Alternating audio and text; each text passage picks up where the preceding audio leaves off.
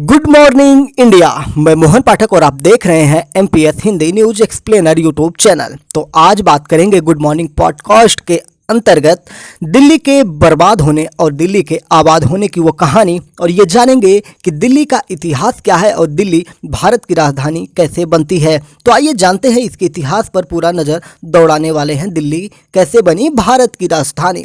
तो बात बड़े शहरों की जब हम करते हैं तो एक ऐसा शहर जो भारतीय इतिहास के प्रत्येक पन्ने पर अपनी गवाही, अपनी उपस्थिति को दर्ज करवाता है, जिसके बारे में कहा जाता है कि वो 16 बार उजड़ा और 16 बार बसाया गया था। वो शहर जिसके बारे में भारत के पहले प्रधानमंत्री पंडित जवाहरलाल नेहरू ने ये कहा था कि यह शहर अनेक साम्राज्यों की कब्र रहा और फिर एक गणराज्य की नर्सरी बना।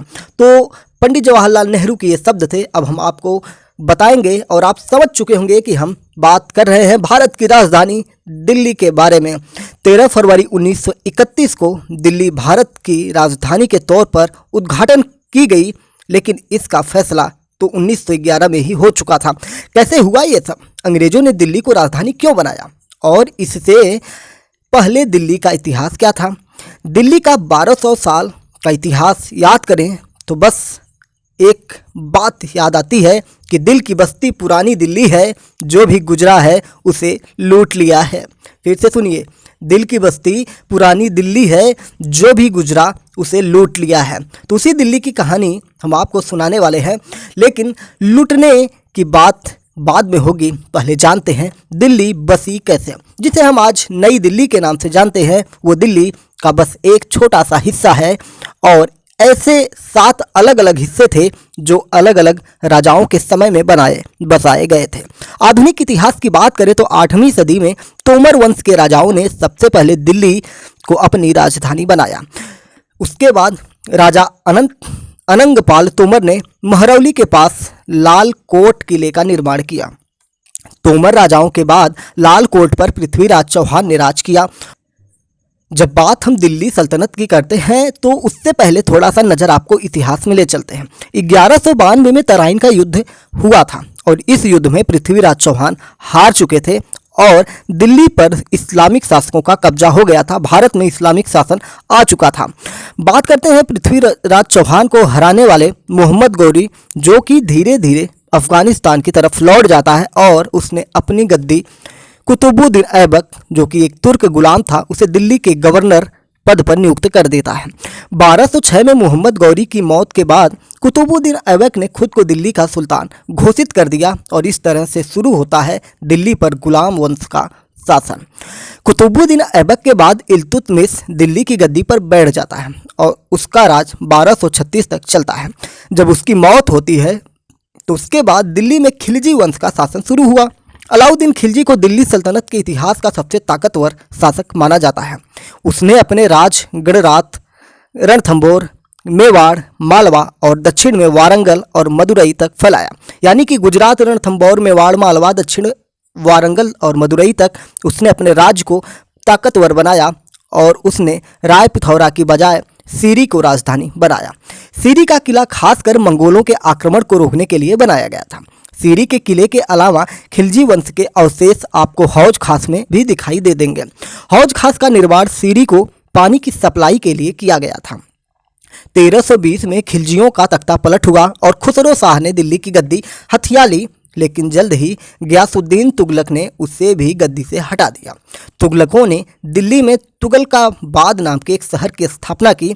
तुगलकों के शासन में ही वो घटना हुई जिसके चलते हर अटपटे निर्णय की तुलना तुगलक शाही से की जाने लगे।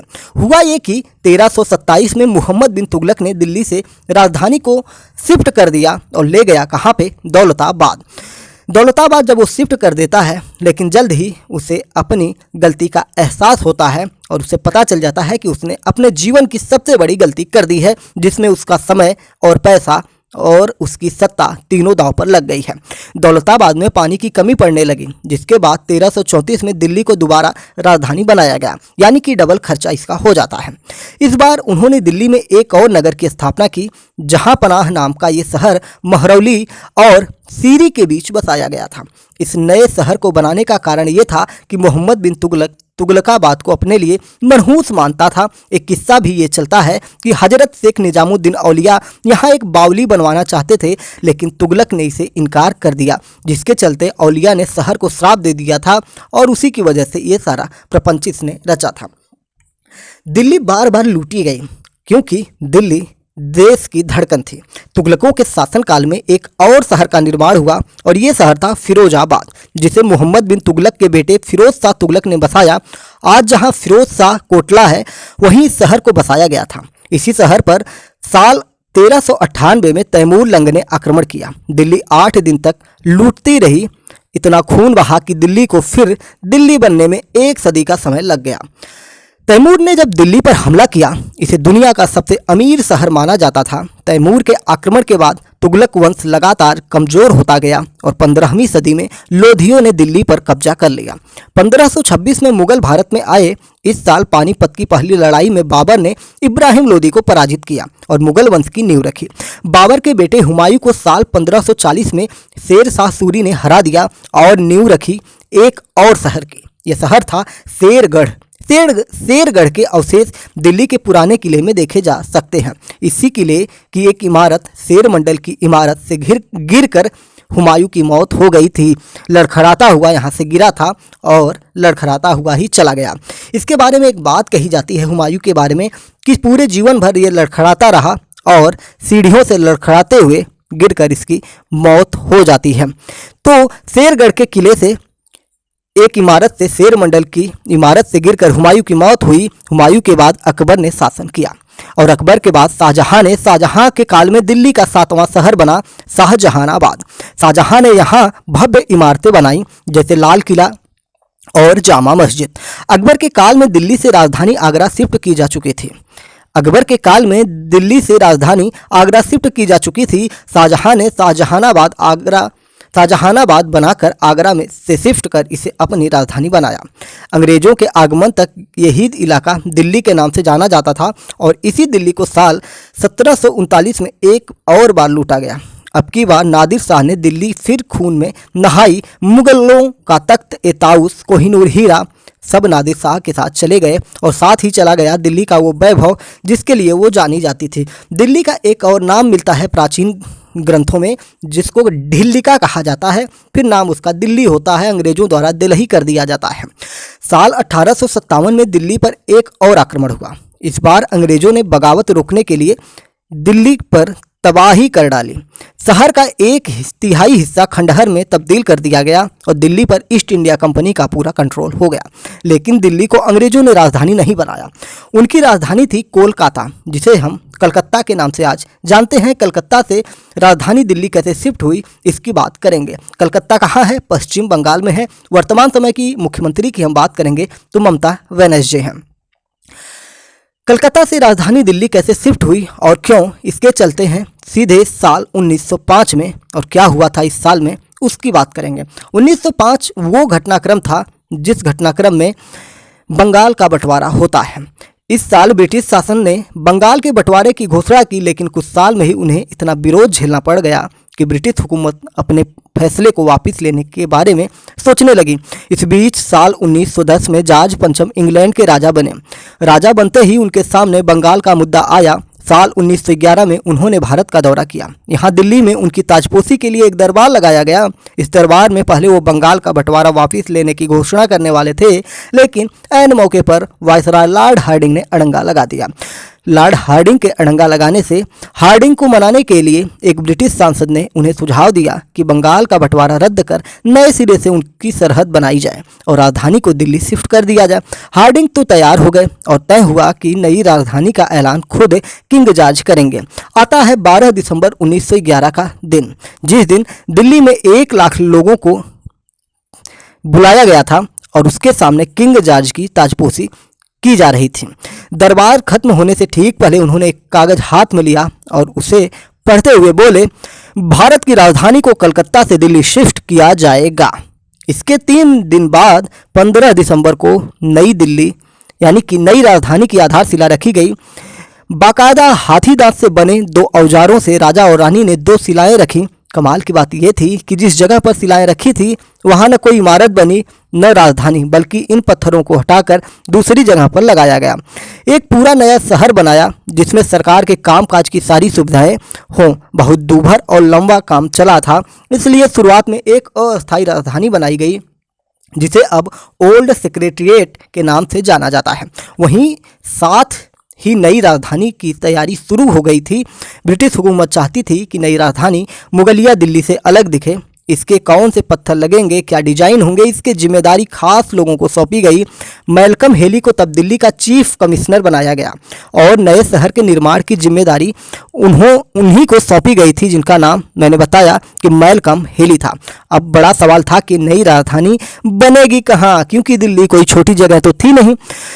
तो कैसे बनी नई दिल्ली? तो नई दिल्ली की जब हम बात करते हैं तो दिल्ली तब पंजाब राज्य का हिस्सा हुआ करता था। जो पंजाब है हमारा, वर्तमान समय में पंजाब राज्य, जहां के मुख्यमंत्री भगवंत मान है, आम आदमी पार्टी की वहां वर्तमान समय में सरकार है फिलहाल।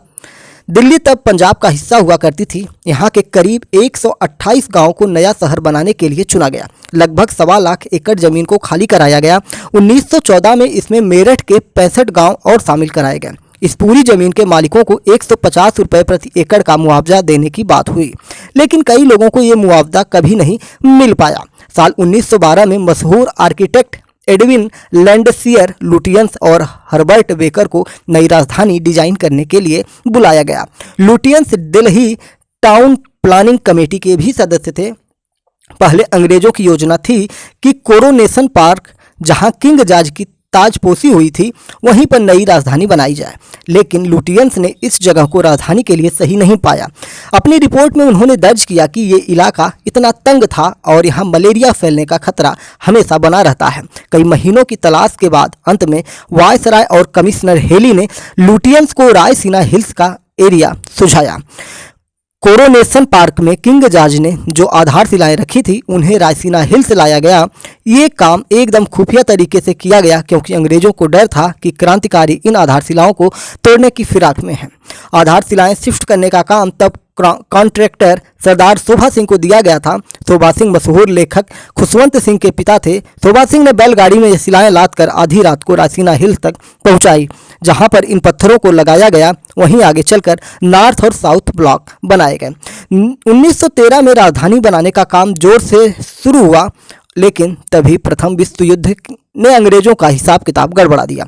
जुलाई 1914 में प्रथम विश्व युद्ध की शुरुआत हो गई, जिसे द ग्रेट वॉर का नाम दिया गया। 4 साल चले इस युद्ध ने ब्रिटिश शासन का हिसाब किताब डावाडोल कर दिया और इसकी वजह से राजधानी के काम में बहुत ज़्यादा सुस्ती आ गई। 1918 में युद्ध के खात्मे के बाद इस काम में तेजी आई। लुटियंस दिल्ली को ब्रिटिश सरकार ने यूरोपियन शैली में बनवाया, लेकिन साथ ही इसमें पारंपरिक भारतीय शैली के छज्जे, जालियां, गुंबद भी बनवाए गए। बात करते हैं लुटियंस की दिल्ली। हालांकि ये काम इतना आसान नहीं था। करीब 10,000 एकड़ को शहर की शक्ल दी जानी थी। रायसीना पर जमीन को समतल बनाने के लिए पूरी पहाड़ी को विस्फोट से उड़ाया गया। राजस्थान से सैंड, स्टोन और मार्बल मंगाया गया। इन्हें ढोने के लिए करीब 30,000 मजदूर लगाए गए। राजधानी के आर्किटेक्ट लुटियंस ने पूरे इलाके को 169 ब्लॉक में बांटा और शहर के लिए अलग अलग जोन भी निर्धारित किए गए। नई राजधानी की सबसे भव्य इमारत थी वाइसराय हाउस, जिसे हम राष्ट्रपति भवन के नाम से जानते हैं। वाइसराय हाउस के निर्माण में कुल 17 साल लगे। वहीं इंडिया गेट का निर्माण 10 साल में पूरा हुआ। इंडिया गेट को तब खास तौर पर वर्ल्ड वार में वीर गति को प्राप्त हुए सैनिकों को श्रद्धांजलि देने के लिए बनाया गया था। संसद का डिजाइन तब लुटियंस के साथ ही बेकर ने तैयार किया था। बेकर ने ही नॉर्थ और साउथ ब्लॉक की इमारत बनाई थी। इस पूरे काम में लगभग 30,000 मजदूरों को लगाया गया, जिन्होंने 350 करोड़ क्यूबिक पत्थरों को तराश कर इमारतों के लिए तैयार किया। वहीं लकड़ी का काम करने के लिए 700 मजदूरों को लगाया गया था। नई दिल्ली के हिस्से के तौर पर एक सिटी सेंटर भी तैयार करवाया गया। यह सिटी सेंटर माधोगंज गांव में बनाया गया। इस जगह को हम कनॉट प्लेस या राजीव चौक के नाम से जानते हैं। कनॉट प्लेस का नाम कनॉट प्लेस पड़ने के पीछे भी एक बड़ी कहानी है। यूं है कि 1921 में किंग जॉर्ज के uncle duke of Connaught Delhi आए।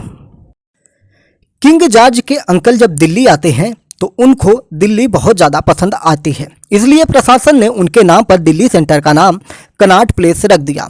कनॉट प्लेस में गोलाई में जो खंभे और ब्लॉक्स बने हैं उसका आइडिया इंपीरियल दिल्ली कमेटी के सदस्य WH निकोलस ने दिया था। अब जानिए दिल्ली आधिकारिक तौर पर राजधानी कब बनी। तो 20 साल के निर्माण के बाद साल 1931 में नई राजधानी का निर्माण पूरा हुआ। तब तक राजधानी बनने के बाद इसे पुरानी दिल्ली कहा जाने लगा।